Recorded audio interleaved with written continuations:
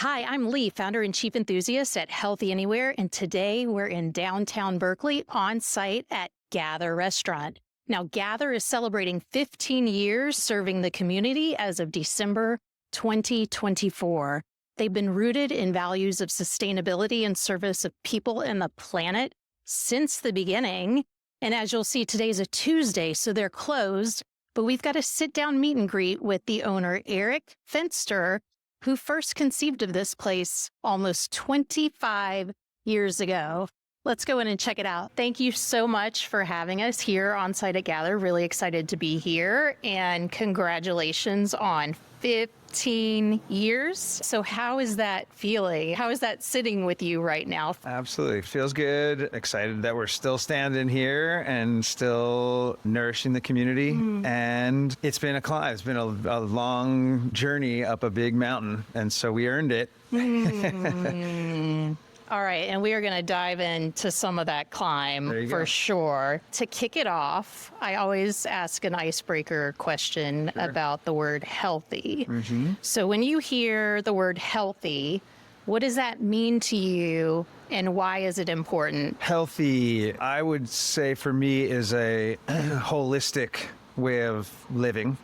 It's what we do with our physical selves, how we treat our bodies. It's our mental state of being, and some element of the spiritual or the deeper connection or maybe alignment to life. So when I'm at my healthiest, I'm feeling most aligned with being alive and on this beautiful planet that we call home. That seems like a very evolved vision or definition of healthy. So is this like a more recent definition, or do you feel like I was born this way? Kind of where? No, I definitely wasn't. I don't know. I mean, I guess I would say I think we're all born that way, and then we forget. We don't put words on these things. I spent early years as a mountain guide. I have a background in conservation biology, environmental science, and deep ecology. I've read many books on healthy living, healthy planet. And no, I'd say this has been evolving over decades of life. And healthy in the context of a restaurant, I think, is it maybe even more where you were going. But I'd say that there's a handful of elements to healthy in terms of how I see Gather. Okay. One is there's the ingredients, there's what we source and what we put in our bodies, right? And so there's your traditional healthier diet, a lot of plants and vegetables and fruits and fresh foods and organically, sustainably grown without chemical fertilizers and insecticides. And so there's that element. There's this sort of element of, as we were saying, mental health, right? So a lot of what we do at Gather these days is comfort food. And so while they might traditionally not be like your healthiest dish, Right. sometimes we just want something comfortable and delicious. And so I think that can be healthy. And then lastly, I think it's really about the health of the planet. And so in the sourcing, there are people out there stewarding the land and cultivating really sustainable, regenerative crops and animals that are for human consumption that are done, again, in alignment to life. And I'd say that those are elements of healthy inside of the sort of gather sphere. For sure. And how big of an emphasis with these healthy purveyors and providers would you say is local sourcing? That's a great question. It's always a shifting reality. Look, we have coffee and I have sugar in my coffee. And Oh my goodness. Wow. Okay, that is a deep so right there in front of us, we had back when we first opened, we were like, what if we actually sourced everything within 100 miles? And we were like, what would that restaurant be? It would be, you would not have coffee, cane sugars, salt. You would have to have the bees on the porch. Honey. You're like, okay, you want sweetener? Here's the honey. Beet sugar. You'd have to harvest your own salt from the coast. It was actually a really interesting conversation. This was when we were concepting Gather. And we said, this is too big of a restaurant. We had 150, 60 seats to be that limited and focused. But I think it is an interesting concept. That is extreme. I love that mental exercise. Yes. But for us, it depends on if you're talking about pound for pound, if you're looking at flour, because we do a lot of pizza. Yeah. So that would like skew the balance versus like just the specific individual ingredients. We serve a wide range of foods and flavors. Probably a lot of that is produce. Produce, meats, dairy, oils, legumes. It goes deep into our sourcing. Our sourcing of organic food is not just the produce. There are incredible local farms providing beautiful produce to us, but we definitely go well beyond that into all those other elements. And if you put all that together, it could easily be 75, 80%. Remarkable ethos overall. So thank you for the incredible work that you've done over the past 15 years at Gather. And let's even go back before then, because you've actually been like a food activist for 25 years now. Did you realize that? I did the math. Sure. Okay. 99. A quarter century. There you go. Basically half my life. So there you go. Wow. Over the threshold. Wow. I've been at this. I mentioned before that I studied conservation biology. I was a field biologist in my first iteration out of college at UW-Madison in Wisconsin. And it's incredible. I mean, we were reading Al Gore's book in college, and it's incredible to think that we're still just at the infancy of adopting all of these incredible technologies and techniques to solve our planetary problems. So a little discouraging. Wow, 25 years, still getting started. Yeah, I think evolving, but still stuck in some of the ways we've done things. We're humans, change is difficult for us. Yes, indeed. So your journey, you're alluding to a bit of it now, but it's super fascinating. And so you had started out doing some work with endangered species, and I'm wondering if we could trace the breadcrumbs. Sure. How we ended up sitting here. Absolutely. Because it's pretty wild. Yeah, I'm one who sort of surrenders to the flow of life's river. And in its strange and unique twists and turns, I just kept saying yes to all these different things that showed up. So yes, I was a field biologist out of college, studied endangered butterflies in the high alpine of Colorado in the San Juans. I studied also caterpillars, butterflies, insects, fireflies in Tiny little guys. little creatures that were in the jungles of Costa Rica. And I think from that work, I loved that work, loved spending time outdoors, but I was very alone for a lot of it. With a bunch of bugs. With insects. And something was calling me to bring that sort of message to people, to community. And so I made a shift into outdoor education. And I taught on the East Coast in the Berkshires, an environmental education program. And then I finally had the opportunity to move out here. And so this was in January of 1999. Okay. And when I moved out here, I moved into the north side of Berkeley, and right across from Martin Luther King Middle School. And I was unpacking. I spent the day setting up my place, and I just wanted to go watch the sunset. And I was like, I wonder if the school has a yard that I can check out. And so I stumble into the yard of Martin Luther King Middle School in Berkeley, which has the edible schoolyard. Oh. And I see this, and I'm like, what is this Shangri-La? And so I walk over and I sat down, and it's vibrant. It was early stage. I was going to say, you were... This was maybe year 2, 3. Yeah, that is very 4 of early. it being built. And I see a gentleman with clippers on, and I just walked right over, and I'm like, how do I work with you here? And he's like, tell me about your background. And sure enough, there was just like a beautiful match, and I interviewed the next day, and I started the next week. And that is so cool. And so for those who aren't aware, Alice Waters started the edible schoolyard. She was very much the driving visionary behind the whole, and it's still going today. And there have been the community programs, like they had Edible Education 101, just super interesting, really great work. So how cool. Garden education and culinary arts in one school program. And I've watched that program expand, and It's really inspiring. That was a total inspiration and a seed. I started community gardening, and it was at that moment where I was, playing music, gardening. Okay, wait. Music. So what's your instrument? Strings, so guitar, mandolin. Okay. In a band?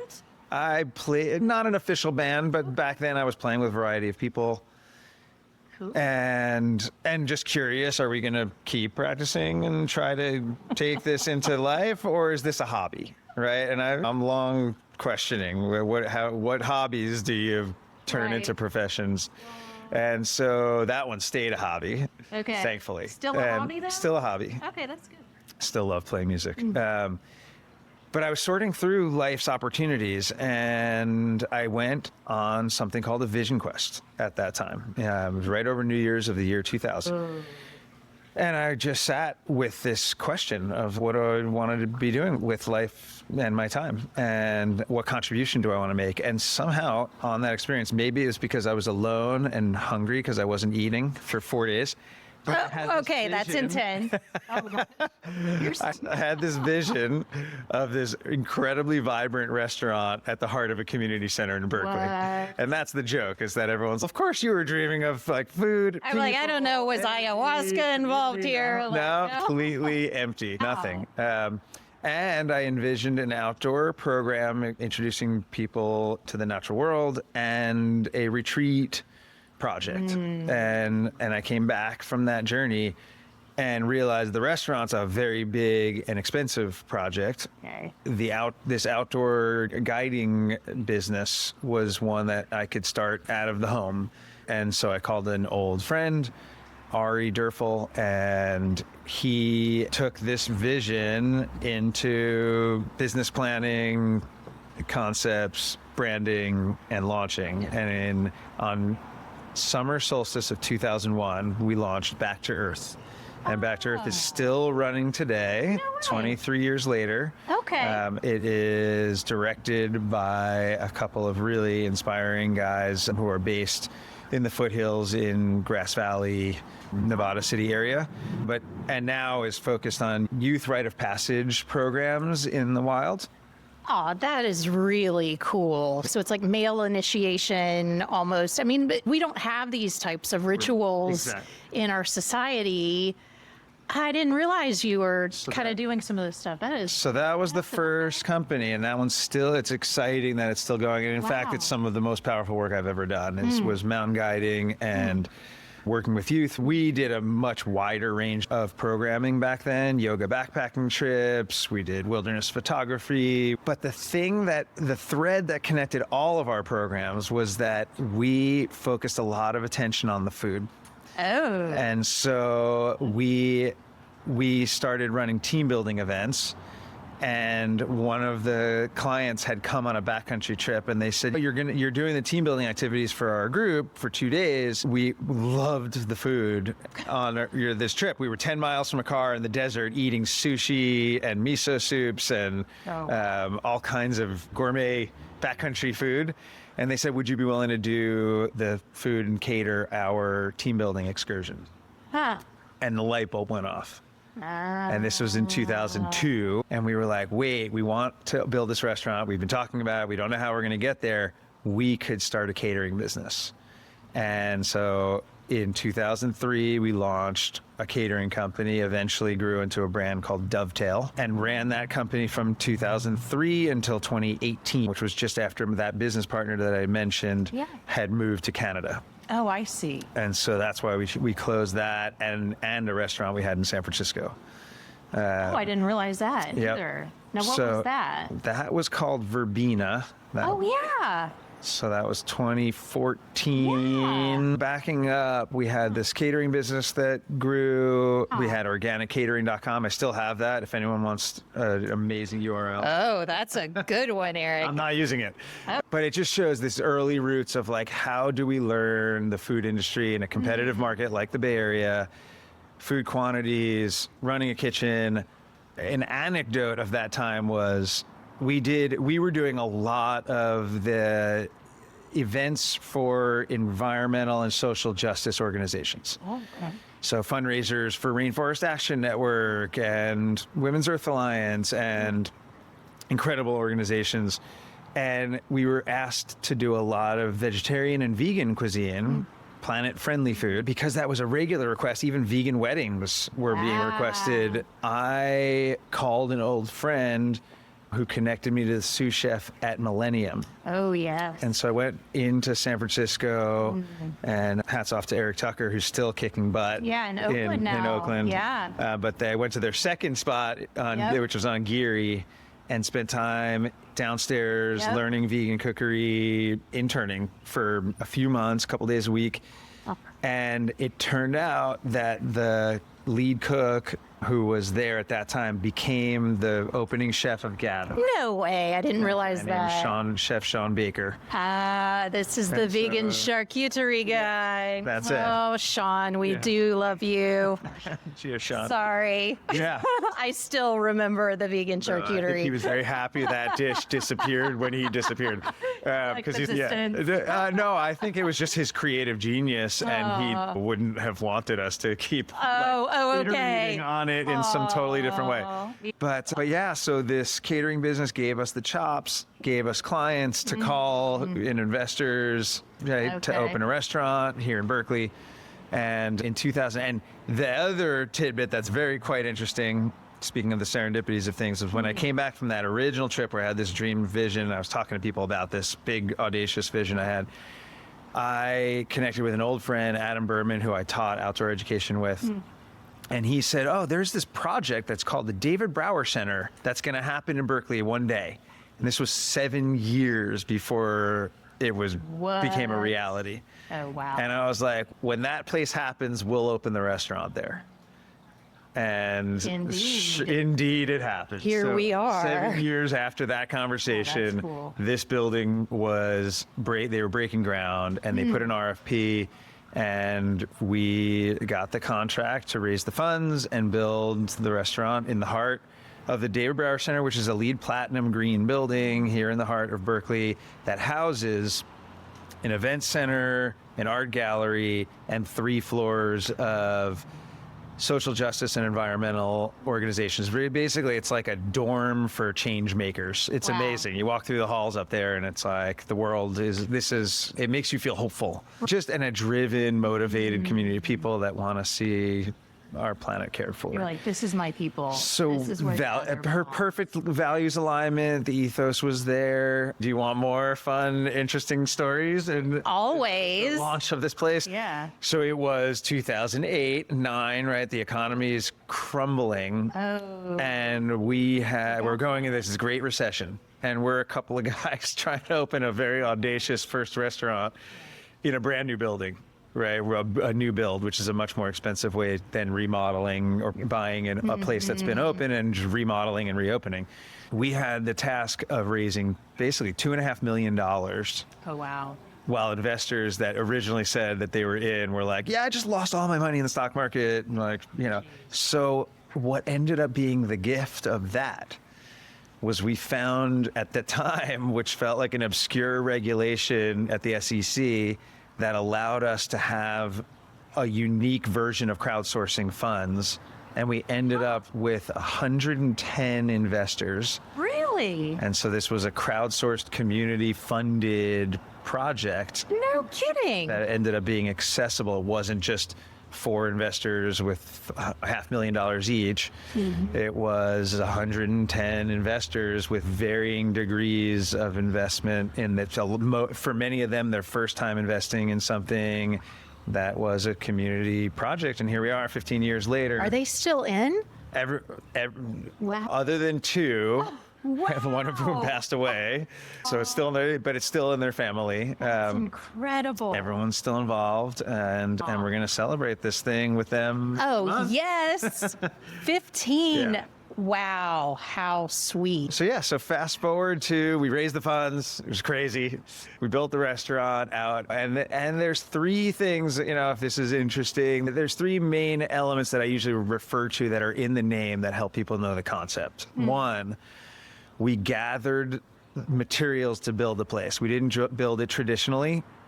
We built it with as many reclaimed and reused materials as possible. So the table we're sitting at, these were bleachers from a high school in Sonoma. The banquettes inside are stitched from 600 leather belts that we collected from friends, family, and bought probably every single thrift store in the Bay Area.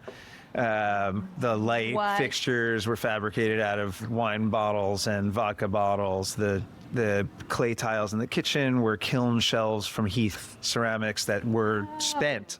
And so they formatted. That's some nice leftovers so the place there. was built, through and through, thoughtfully with these materials. We gather the ingredients, but not just any ingredients, the regeneratively sourced, thoughtfully sourced ingredients from as many local farmers that are caring for the planet. And then lastly, we're gathering the community and nourishing people and hoping that dish by dish, year by year, we're making our small but mighty impact. I think I was just talking to my wife about 15 years, and she's like, well, what are some of the metrics? And I was like, well, we've served about 1.5 million meals since we opened. Okay. And we've maintained a staff of about 50 people for that time. The whole time? Yeah, we have about 50 full-time staff here. Wow. And we've supported the work of these incredible land stewards that are caring for Earth while producing absolutely delicious. Yes, and you're gathering all the taste buds. Absolutely. It's a beautiful story. And gosh, and still standing 15 years later. Stumbling maybe a little Okay. bit. I think we went through the pandemic. And we hit our decade. We had a huge party here 3 months before the pandemic hit. And we were actually dreaming up this space. I finally wanted to cover the outdoor space and create an event space for community and private events. And so we had these talks, and we had an incredible jazz band, and we were celebrating the vibrancy of 10 years. And then 3 months later, we were shut down. When we were shut for 6 days a year for 10 years. And then all of a sudden, we were completely closed for 6 months. And I think I was tired. The place was tired, but that was quite a moment. And then rebuilding from that was what I call like our junior high years, right? We were like 11 to 14. Kind of awkward. This totally awkward, re-find yourself or try to remember who you are or find yourself finally. Yeah.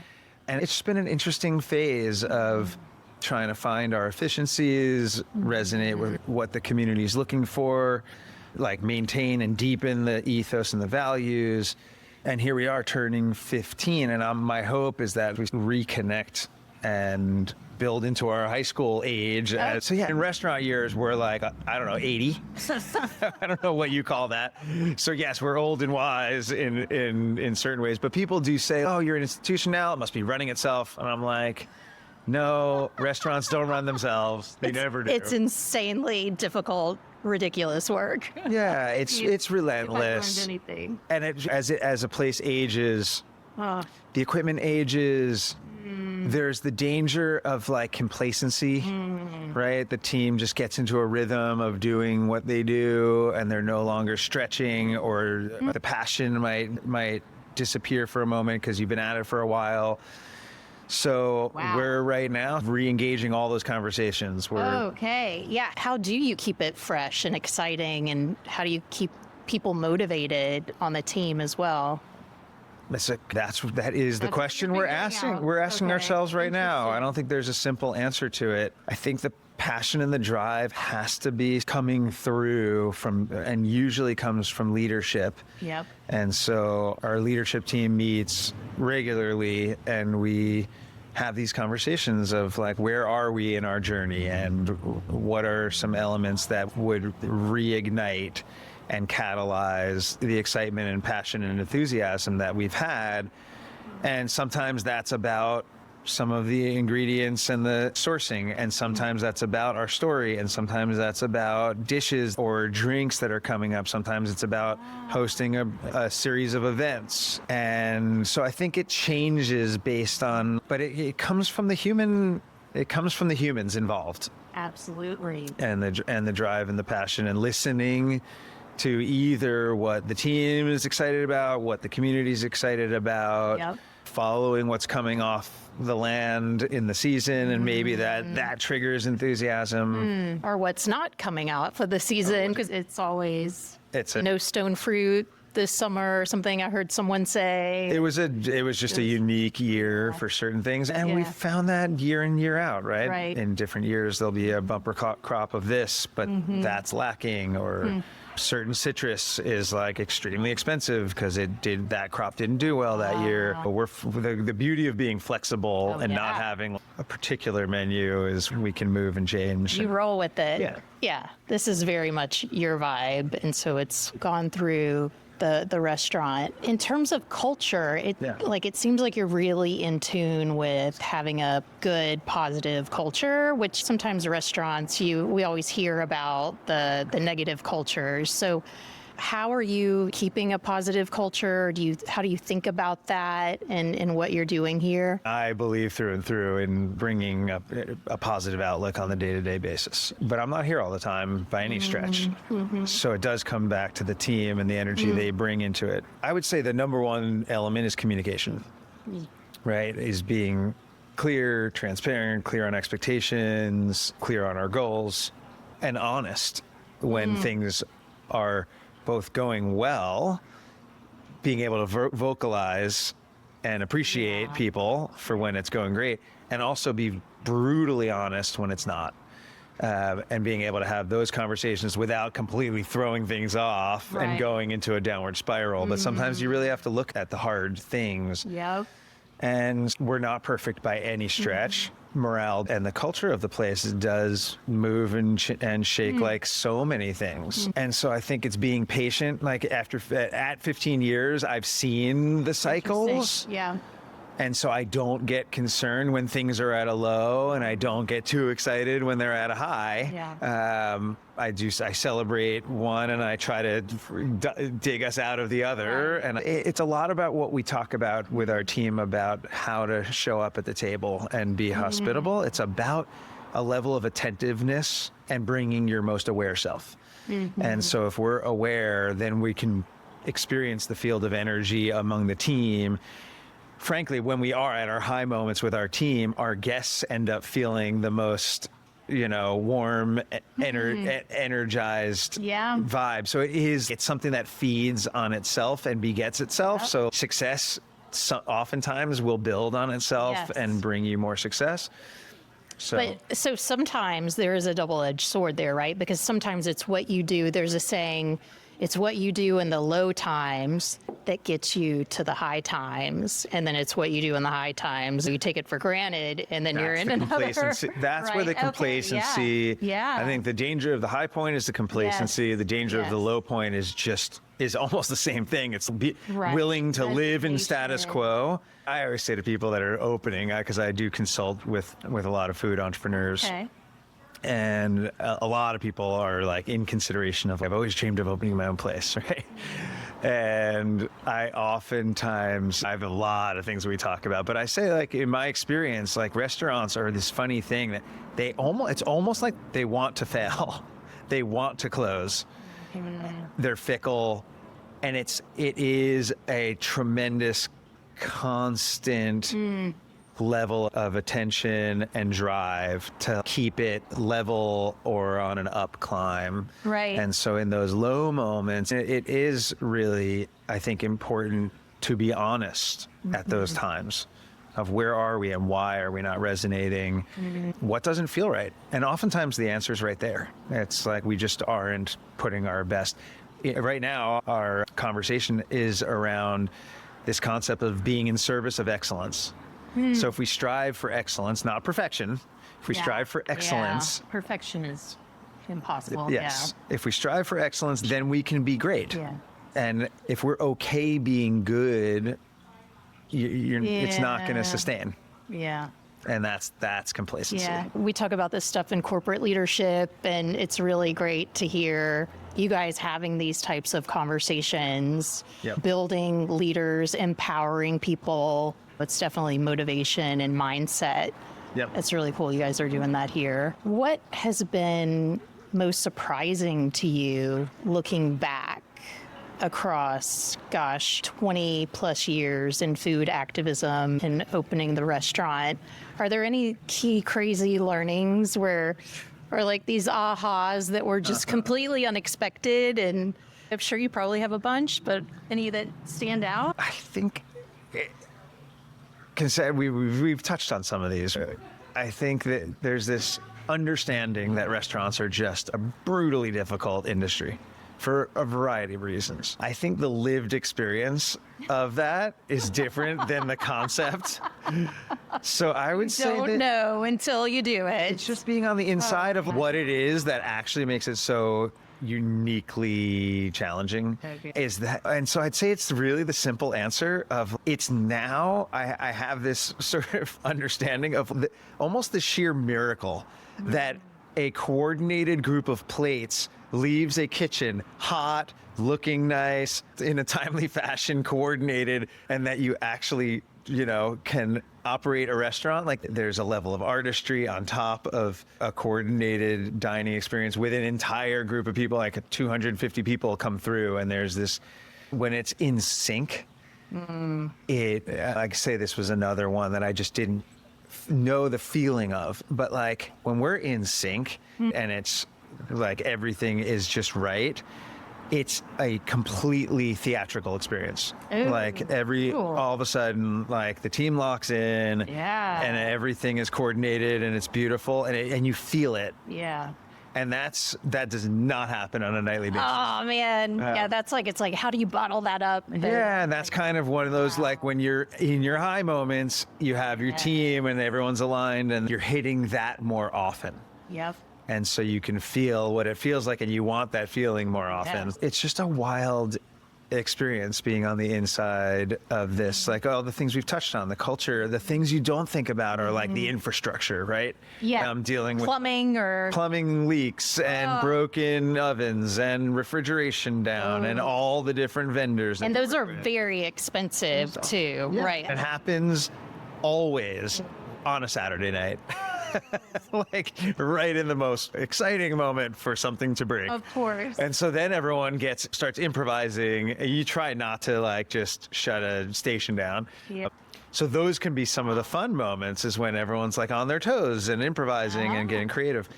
In terms of an aha, I don't know, other than these simple things, the determination that it takes to keep going. The holding of the ethos and the values and the sort of drive and success of stability of a place, like the energy that takes. These are things that you think about cerebrally, but like the lived experience is what I think drives so many closures. Yeah. It's like, it's just tiring and wearing on the soul, and you're not only just worried about your team and the thing, you're trying to bring guests in the door, keep it creative, keep it timely, keep it a high level of hospitality. There's so many elements. That's why it's got this theater circus. If you had known all of this, I wouldn't give it this up. I love the journey, and I'm so proud of this, the team that's still standing and everyone that's come before, and the legacy that hopefully we're going to strive for 15 more years. Absolutely. I'm grateful for the place and the opportunity and to be in this community, in this building at this time. There's something about it. Everything just kind of fell together, and like looking back, it definitely was meant to be 1.5 million souls fed, or dishes. I mean, probably not unique users. Okay, dishes. At least 500,000 unique people probably have come through over 15 years. And I mentioned that to my wife. She's like, "Oh, I can see that McDonald's or Burger King sign with like 1 million burgers sold." And I was like, "Yeah, but in a totally different environment, right? And we're not just slinging crappy. No Mickey D's here. Come on. I have had the burger from here, by the way. It is a very nice, indulgent, all pasture raised. Yes. Are you still doing the Marin Sun Farms? Farms, you know, Yep. and they So good. Originally, I think it was Mindful Meats, which is now, I think, associated with Marin Sun. But I mean, we've been sourcing from them since we opened. And I'm proud. I've been to the ranch, right? I've seen the practices. And so these are unique elements to this, right? When you know that you're serving, you know, hundreds of thousands of pounds of beef, you should fully know where that's coming from and what it's doing to the land. And in fact, it's making the land healthier. It is, and that's an important distinction. It is regeneratively grown. So the point of the regenerative agriculture is really it's not just to be no chemicals and In the ground, the soils and the planet healthier because of the activities, right? It's the idea is to leave it more enriched rather than conventional agriculture, which depletes nutrients. And then we have to have all these inputs that have chemicals in them to just grow food because it's basically dead soil. And dead food coming out of that. So the opposite of healthy.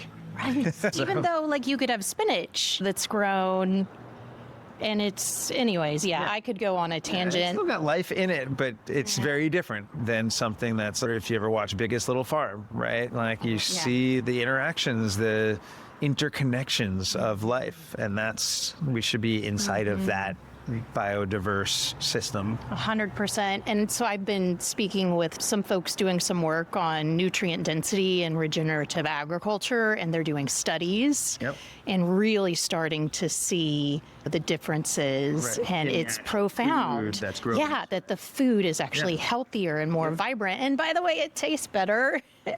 Absolutely. Yeah, there's no question. And so tell me about, obviously, you've been rooted in sustainability from day one. That was the thing. I was not a restaurant industry person.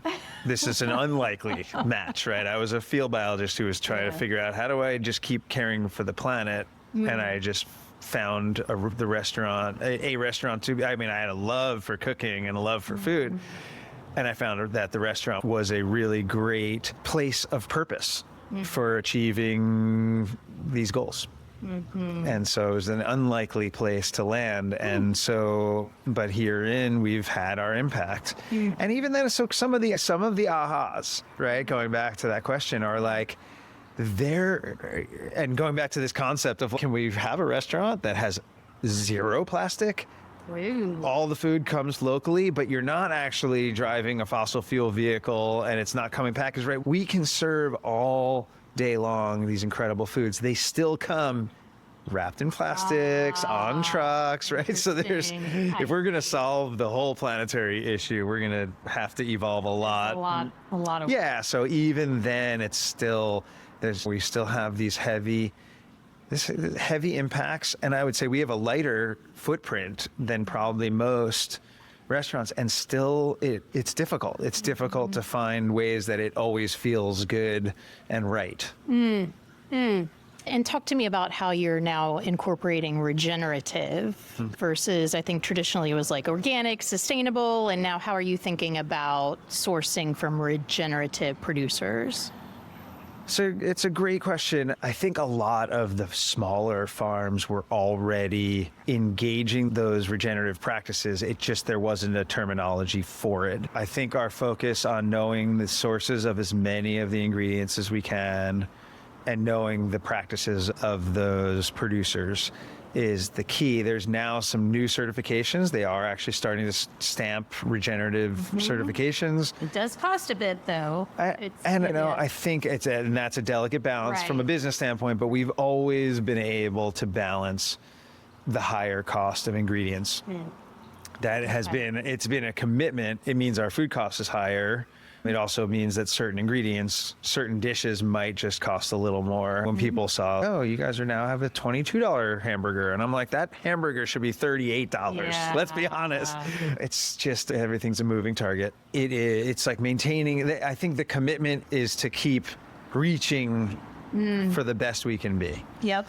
And sometimes, just like the morale, it's like high, and then we're not as high. Our sourcing is like we sometimes are like sourcing really well, and we used to have an electric bike and go and ride with a cart to the farmers market 3 days a week. No way. And in the pandemic, that got lost. And it's hard to rebuild some of those exciting practices. Those are the kinds of conversations happening at the table. Wow. Who's cycling over to the farmer's market? We have to get a bike again. We got to rebuild the trailer. Is that on me? But it's just things like that are like, this was a commitment. Why was it a commitment? It means less trucking. It means more communication with some of our favorite farmers. And it also is a demonstration, right? Like, some part of what we wanted to do here was be a bit of a model for how we can do this. And it's hard to tell that story. Another thing we used to do, which we've talked about bringing back, was we had something called the source book. And the source book used to live at the host stand, and it was a catalog of our ingredients, or many of our ingredients, and stories of the farms and the farmers and the winemakers and some of the distilleries and the practices that they employed. And so there was an opportunity for this book to pass around the room. Oh, yeah, especially as you're waiting to be seated. Oh, that's really cool. Or if you're sitting down and it'd say, the menu used to say, please ask to see our source book. And then people could really see that they could trust, right? Oh, they're not just going to tell the story of this farmer if they're not really ordering from them. So here's like literally like a transparent way to share. It's not just a farm name on a menu. It's like, here's the story of that farm that you saw on that menu. And so these are the things that some of the ideas and things we've done that made this place unique, and we're constantly stretching to find what is the next unique element. So what are you going to do to celebrate on December 15th? And I think I'm a fan of celebrating like the whole month, the whole year, and this is big. 15 years is big. 15 days of celebration leading up to what probably, unfortunately, we probably can't have a public celebration. We'll probably close the doors and have years of friends, family, and folks that have helped sustain and feed everyone, investors, vendors, farmers, staff, current staff, former staff. I think it'll just be a dynamic. We were just talking about, like, what should we theme this thing? Is it a speakeasy and it's the resistance of what, or is it like citrus and zesty and everyone show up in like bright oranges, yellows, and greens? Like, we just have some fun. I just, more than anything, want to simply raise a glass and toast to a hard-fought but very nourishing 15 years and set sail for the next 15.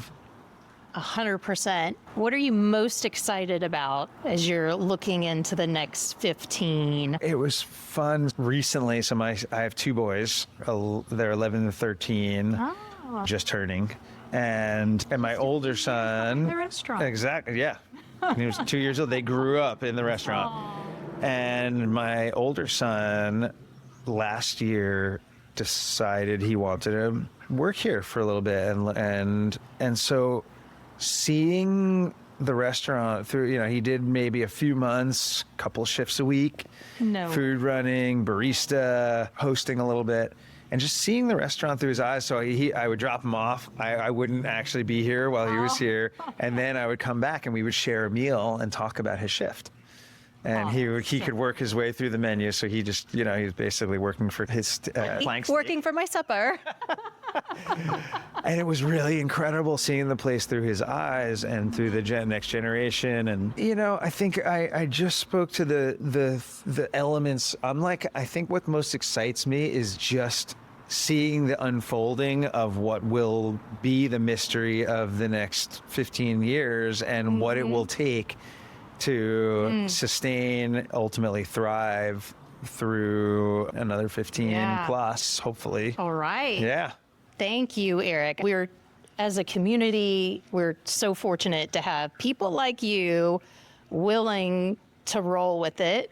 What's going to be is going to be, and take on the impossible challenge of opening a beautiful place like this where you're gathering incredible ingredients, delicious flavor, and the community. Thank you. Thank you so much for this. Yeah, thank you. And we wouldn't be here if it wasn't for the community and the team of people that come in every day and grind and make it happen. And so, yeah, I sit with tremendous gratitude for 15 years of this special place. And hopefully people keep gathering. Yes, keep gathering, Berkeley. All right. Thank you so much for your time. Here is to 15 more. Hey. Go gather. There we go. All right. Thank you, guys.